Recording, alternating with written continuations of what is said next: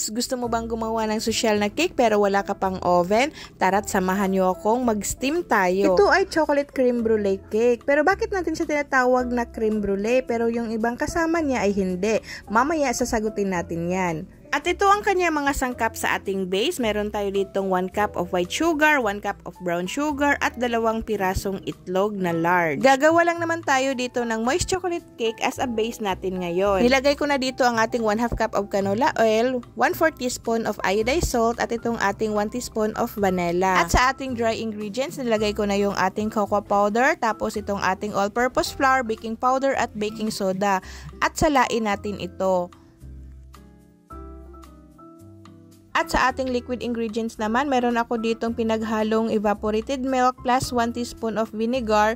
Then, nilagyan ko siya ng 1 cup of water. At continue naman sa paglagay natin sa ating dry ingredients. Bali, alternate yung paglagay ko dito. Una, naglagay ako dito ng dry ingredients. Tapos, yung liquid ingredients natin. Tapos, nilagay ko na naman yung ating dry ingredients. At paghalo-haluin natin ito hanggang sa makumbay na ito lahat. Then, yung last na ingredients na nilagay ko dito, yung ating hot water. Ito yung technique para maganda yung texture sa ating moist cake. So, while nag-prepare ako dito at nag-mix ako dito, ay naka-preheat na yung ating oven kung i-bake natin ito. Pero steam ito, so nagpakulo na ako ng tubig bago ako nag-prepare dito para pagkatapos natin itong i-mix lahat, ay nakulo na yung ating tubig, kumulo na.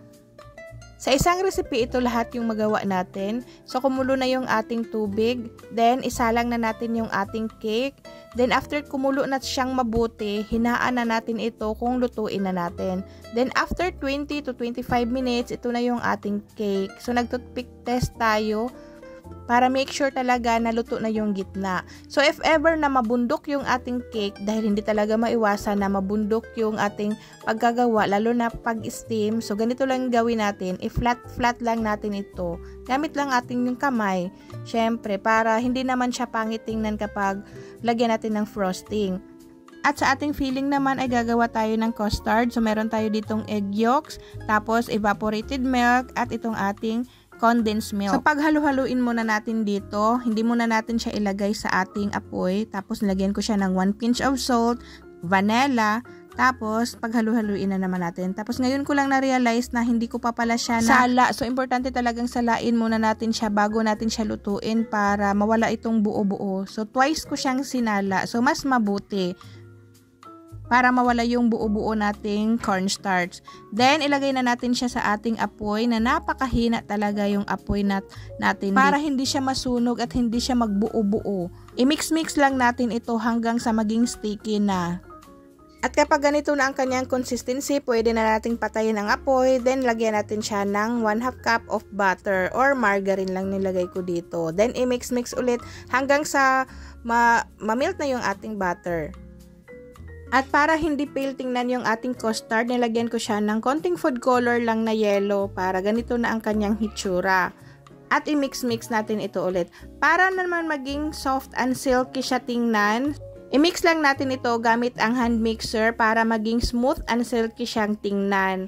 So, para mawala din ang kanyang mga buo-buong texture dito. At while mainit-init pa yung ating custard, so dapat ilagay na natin agad ito sa ating cake para spreadable pa siya. I-take note nyo itong ating custard recipe ha, dahil gamit na gamit talaga ito. Pwede natin siyang gawing palaman sa ating mga cake or sa mga cake in tub or sa ating brigadero cake. Ito yung gamit ko. Or kahit sa ating brazo de Mercedes. Ito din yung gamit kong recipe. Ipapakita ko muna yung unang design natin sa ating cake. So, nag-drizzle lang ako dito ng ganache. So, if ever wala kayong torch na pang brulee sa ating cake, so, pwede naman ganung design lang ang gagawin natin. Kaya siya tinatawag na cream brulee dahil sa sugar na naka-torch on top.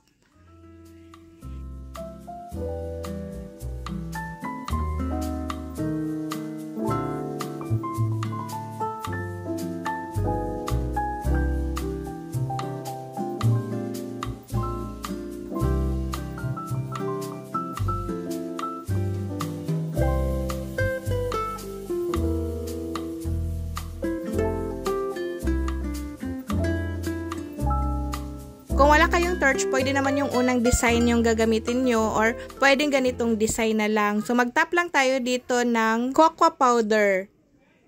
So, ganito na ang kanyang final look sa ating cake. So, sa tingin nyo, ano ang pinaka-bet ninyong design? Itong ating naka-creme brulee or itong ating naka-drizzled na ganache or itong ating naka-sprinkle na cocoa powder?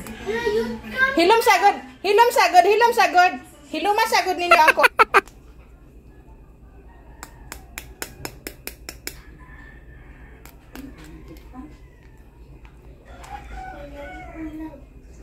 Grabe, ang ingay pala ng aking background, no? Ganito talaga yung aking background everyday.